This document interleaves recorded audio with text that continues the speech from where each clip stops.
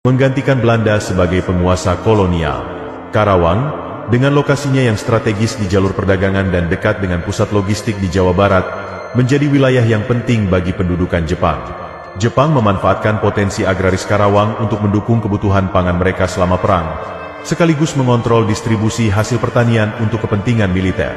Selama masa pendudukan, rakyat Karawang mengalami penderitaan akibat kebijakan keras Jepang. Sistem kerja paksa atau Romusha memaksa banyak penduduk lokal bekerja tanpa upah di proyek-proyek infrastruktur militer, seperti jalur kereta dan fasilitas transportasi lainnya. Selain itu, hasil panen mereka disita oleh pemerintah Jepang, meninggalkan masyarakat dalam kondisi kelaparan dan kesulitan ekonomi. Namun, di tengah tekanan tersebut, rakyat Karawang menunjukkan keberanian dengan memulai aksi-aksi perlawanan kecil, seperti sabotase terhadap jalur logistik Jepang. Pengalaman selama masa pendudukan ini semakin memperkuat semangat nasionalisme dan tekad mereka untuk mencapai kemerdekaan.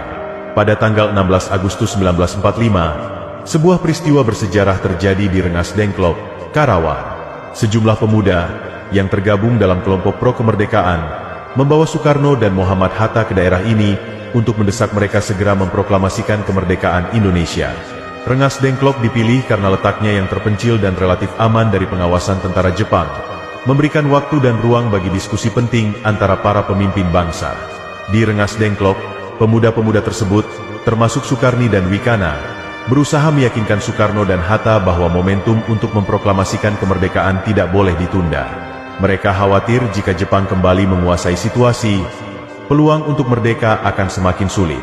Di sisi lain, Soekarno dan Hatta meminta waktu untuk memastikan kemerdekaan dapat diumumkan dengan persiapan yang matang.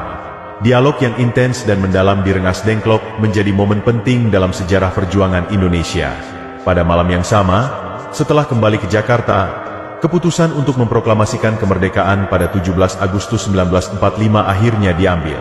Peristiwa ini menegaskan peran Karawang, khususnya Rengas Dengklok, sebagai titik awal penting dalam lahirnya bangsa Indonesia yang merdeka.